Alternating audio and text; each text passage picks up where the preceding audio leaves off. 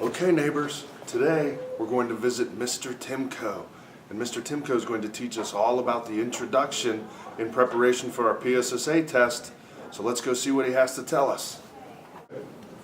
Mr. Timko! Mr. Curran! Great to see you. You too. I was hoping you could give some insight to the boys and girls out there in our neighborhood on how they could write a really good introduction for the PSSA test. Go figure. I was just going through it by myself right now for fun. Fantastic. Awesome. You start at the beginning. First thing you have to have, I think Mrs. Perry covered this with you, was the attention grabber. The second part of an introduction is what is known as a transition sentence. We'll talk about that later. The third part is the background information that you would use, and obviously the thesis or your arguable point. What am I trying to prove? Now, something that isn't necessarily taught or used maybe on a college level, but we use it on a high school level, is this last statement here called the focus statement. It's going to keep your writing focused. If you start talking about apples, then you end talking about apples. The focus statement helps you do that. You don't talk about apples and then end up talking about oranges. That would be off focus. Okay, attention grabber example. For the example paper that we're going to write, we are going to talk about these three feelings right here. Shame, embarrassment, and guilt. Why? Because we've all felt shame, we've all felt embarrassed, and we've all been guilty of something before, and we know what that feels like. These become the feelings of a person under the strain of public humiliation. We have felt all of these things, and we felt what it's like to be humiliated.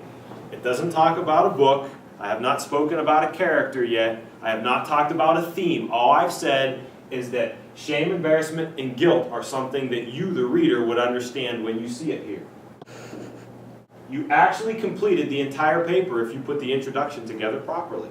Everything is already formatted for you. Just follow your three examples. So, if I were to actually look at the 5 parts of the intro, the attention grabber, the transition sentence, my background information, my thesis statement, and my focus statement will put me on the right path to getting a good, solid grade on the paper. And if you wanted to see what the example looked like, all typed out, it would simply look something like this. Shame, embarrassment, guilt. These become the feelings of a person under the strain of humiliation. The same thing happens to a woman in Nathaniel Hawthorne's novel, The Scarlet Letter. Instead of wearing handcuffs, she wears a scarlet A on her chest. Instead of being on TV, the town people watch her on a platform. Despite the shame she feels, she boldly and humbly accepts the consequences of her actions. Her acceptance of her circumstances redeems her life. This is seen through her ability to find a new place in society where she chooses to live after being imprisoned, and the transformation of the letter into a positive lesson for her daughter. Don't, Mr. Curran, let these points slip your mind. Well, thank you very much, Mr. Timko. That was outstanding. It was, wasn't it? Yes, it was. Certainly appreciate you having us give this information in this talk for these boys and girls. Always remember, I lead, you learn, we move on.